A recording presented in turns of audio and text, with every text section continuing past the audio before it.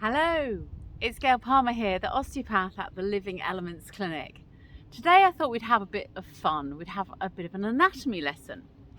So this is my plastic model spine, human spine, and I thought I'd just go through what is involved in this extraordinary structure. So this area here represents the occiput, the back of the head, and it's attached into the neck with really strong ligaments and lots of muscles, and this area here is often what causes a lot of your headaches.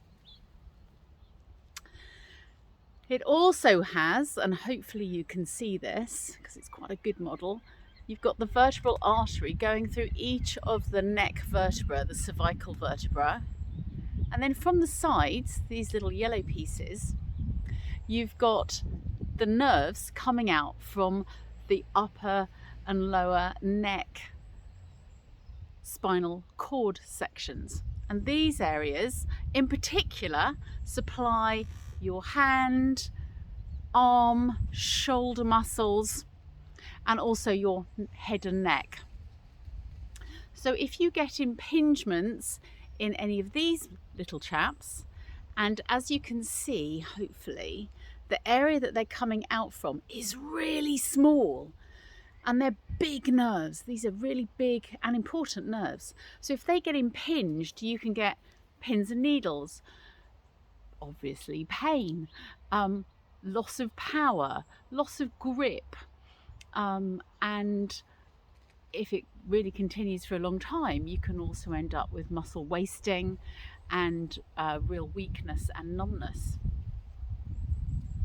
So sitting underneath the head here, you've got the neck, usually with an extension curve so that we can lift our heads up, but in some pathologies you actually end up with a flexion curve.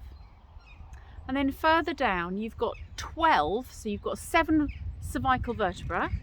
You've got the one right at the top here, the atlas, and then you have the axis, which so the atlas allows you to nod, the axis allows your side bending, so nodding, and rotation is the no. And then you've got another 5 cervical vertebra. Further down, often called the dowager's hump area, is your upper thoracic vertebra or your dorsal vertebra. And there are 12 of these. These are really quite knobbly all the way down, and they go down to your waist area, surprisingly low down. And this area gives you a lot of your trunk stability. So from these transverse processes, this is the vertebral body, the vertebral column, and then it has these transverse processes, and I'll show you from the back.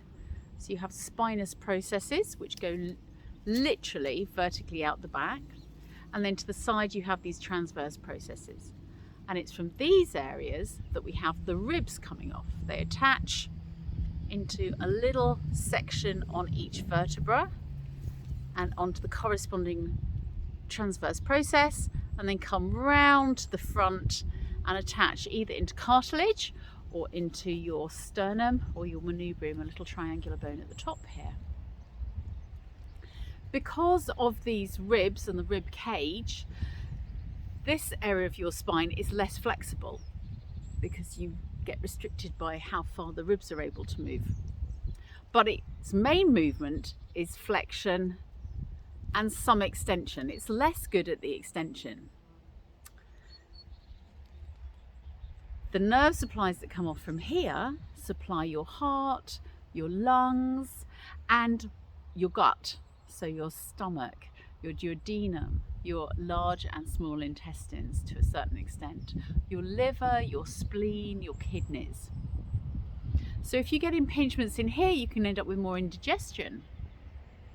Never thought of that, did you? You can end up with ulcers, etc. So this area, we tend to misuse it because we often don't breathe properly. and the spine helps with respiration. But it is also, because of its greater level of stability, helps us to maintain our strength and our posture. So if that reduces, and over time the intervertebral discs, these little grey areas here, shrink. So our whole height decreases, but it also tends to mean that this area goes into more flexion, that hooked over kind of posture. Not so great. So coming further down, we then have the bottom of the thoracic spine, T11 and 12. They have hanging ribs that aren't attached to any cartilage at the front. Little chaps really. And then you have 5 lumbar vertebrae. And these vertebrae, as you can see on here, are much larger. They're really weight-bearing structures. And they have huge muscle attachments onto the spinous processes posteriorly. And they have somewhat smaller transverse processes compared to up here because they don't have ribs attaching onto them. You still have the spinal nerves coming through. They do have more room. You can see there's much more room for them to exit through here compared to these little cervicals. But this area is particularly prone to the discs having problems, and you often get herniations and prolapses where some of the disc material, which if you like is on the outside is like if you're likening it to a fruit pastel, on the outside is fibrous and tough, and on the inside is a bit like thick honey. And if you get a tear in the outside, because you've got strong ligaments front and back of the spine, it tends to go backwards and to the side, which is exactly where these nerves exit. And you get a herniation, you get a disc prolapse. Not sure what the dog's doing, she's obviously found something. And that can impinge these nerves. And that's one of the reasons why you can get sciatica, pain down into the leg, traditionally the back part of the leg, which causes all sorts of problems. And because this is a weight-bearing area, obviously standing, walking, anything requiring weight-bearing, even sitting, can increase the pressure on the discs, pressure on the nerves, and then continue to give you problems. And then finally, there's the sacrum here, this triangular bone here, between each of the pelvic innominate bones. They're made up of 3 parts. The ilium,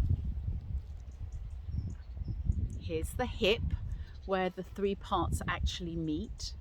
And then you have the ischium and the 2 pubic bones here. And you have the pubic symphysis at the front, and there's looking down into the bowl of the pelvis. This is a male anatomical specimen, so the pelvic aperture here is quite small. In women it is larger and a somewhat different shape, so that you're able to have children with less difficulty. But you've got 5 fused vertebrae in the sacrum here, and they give nerve supplies to all of your pelvic organs, your rectum, your bladder, your uterus and cervix if you're a woman, your prostate and testes if you're a man. So really quite a good idea not to upset this area. But this area obviously is mainly for your weight bearing, for your strength. Obviously we are now bipedal, we stand on 2 feet, but in most of the animal kingdom, they're quadrupedal still. So their pelvis is orientated in a somewhat different direction, so that their hips come off at a somewhat different angle. Standing upright, we've had to modify things significantly. So right down at the bottom here, right hanging off the end of the sacrum, is your coccyx. That little chap of 4, 5, 6 vertebra, little vertebra that are all fused together. that if you land on a stair gets properly impinged and can give you lots of pain. So there's the vertebral column for you. Coccyx, 5 sacral vertebrae, usually, 5 lumbar vertebrae, 12 thoracic vertebrae, far more than people realise, 7 cervical vertebrae, and then you've got the occiput and the rest of the head sitting on top. So I hope that was helpful, interesting. If you've got any questions, let me know.